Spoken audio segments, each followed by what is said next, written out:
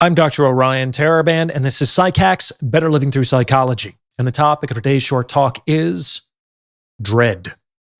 So the explicit mission of this channel is to reduce unnecessary human suffering. And this includes learning how to eradicate evil. I've previously discussed one of the main sources of evil in this world, namely the projection of disavowed aspects of the self onto others and the eradication of those others as an ineffective means of purifying the self. This is why it's so important for people to do shadow work so that they can acknowledge, accept, and integrate the darker aspects of their personality. When this occurs, there is no longer a need to project onto others, which cuts off a very common wellspring of evil in this world. Today, I'm going to be talking about another such wellspring. It's a bit more complex, but I think you'll find it very interesting. It has to do with dread. Let's get to it. So being cognizant of one's mortality is a real bitch. It's sort of like looking directly at the sun. No one can do it for very long. We all know, like intellectually know, that we're going to die, but we rarely ever come anywhere close into direct emotional contact with that fact. If we did, it would lead to panic and terror and, well, the inability to navigate laundry and taxes and dating and all the other bullshit that people have to do as human beings in society. The inevitability of death means that every human being on this planet is trapped. There is no way out of here alive. We're all buried in bodies that one way or another will be the death of us. And there is literally nothing we can do to escape this doom. The rich can't escape it. The good can't escape it. The beautiful can't escape it. The clever can't escape it. The powerful can't escape it. No one can. There is absolutely nothing anyone can do to escape death. Nothing. And while we know that death will come with absolute certainty, we also have no idea when. We all have death sentences, and they can be executed at any moment or in 80 years. So, have fun with that. An awareness of this reality, this horrible mixture of certainty and uncertainty, gets mostly repressed in the sense that it is stripped of functionally all of its emotional content. The problem is, however, that nothing can be repressed entirely. Think about it. Some part of you has to be aware of what it is repressing so that it knows what to repress. And the part that can't be repressed leaks out as dread. Dread is not quite anxiety, though it is related to it.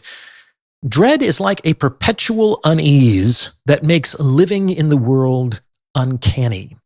In Poe's universe, it's the mask of Red Death that smiles in at the party, which makes it impossible for the guests to completely lose themselves in their revelry. Now, dread is a very, very intolerable emotion, though it's not quite as acutely intolerable as, say, terror, which is the compromise here. In any case, people try to escape dread in all kinds of different ways.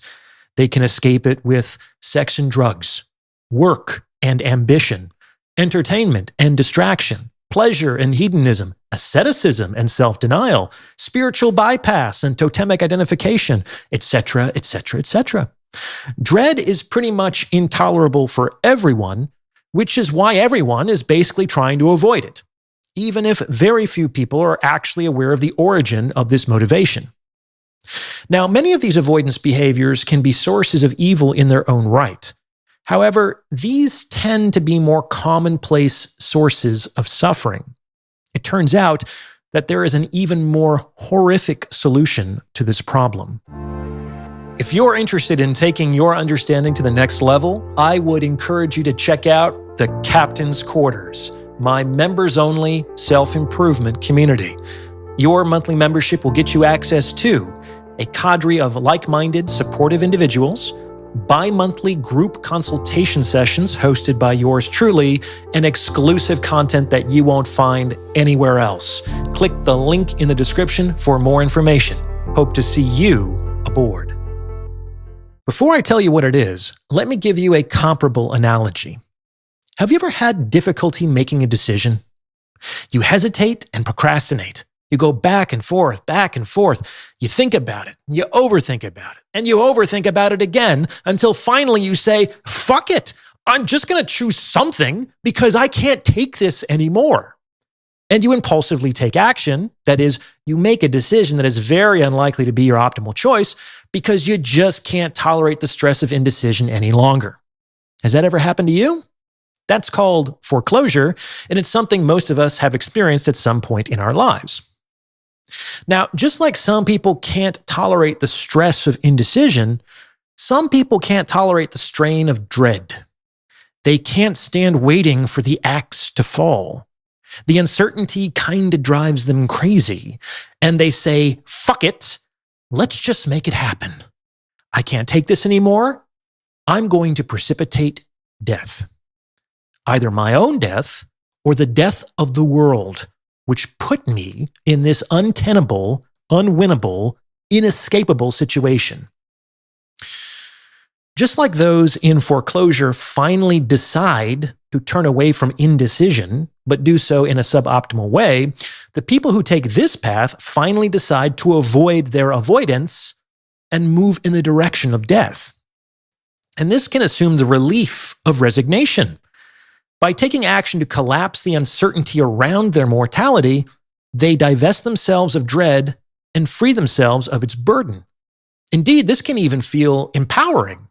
It's a rebellion of some kind, this refusal to simply be a passive object of fate. It's taking one's life into one's own hands. So it's similar to anger, which feels powerful, but is generally used to cover over more vulnerable emotions like fear and sadness. So turning toward death is actually incentivized on multiple levels. Now, just like we all have shadows, we all have this instinct inside of us, this impulse to escape dread by turning toward what we've been running away from our whole lives. Freud called this impulse Thanatos, or the death instinct, and he leaned on it more and more to explain the otherwise incomprehensible horrors of the Great War. We fight because we want to stop fighting. But life is a fight. It's a struggle to survive, which means the only real way to stop fighting is to stop living. And the surest way to make that happen is not only the annihilation of all living things, but the prevention of all possible future life as well. Death wants to dismantle life into its constituent parts in the name of peace, because only then will life be safe, and only then will life be free. Again, it's very easy to judge those who surrender to the death instinct and unleash destruction and misery onto the world. However, that's part of what keeps this going. Those people are not bad in the sense that they are not fundamentally different from you or me. We all have Thanatos inside of us. Believing that it's just the bad people who do allows the death instinct to continue to operate in secret. So what do we do about it? Well, just like those committed to life and peace should undertake shadow work to integrate the unacceptable parts of themselves, they won't have to project them onto others. Those who want to stand against annihilation should cultivate the courage to live in the shadow of death with greater awareness and greater intention. For some, this will look like the practice of faith. For others, it will look like embracing the absurdity of existence. But for all, it will look like standing firm, refusing to run and refusing to surrender. It's not easy. But neither is living through the consequences of not doing so.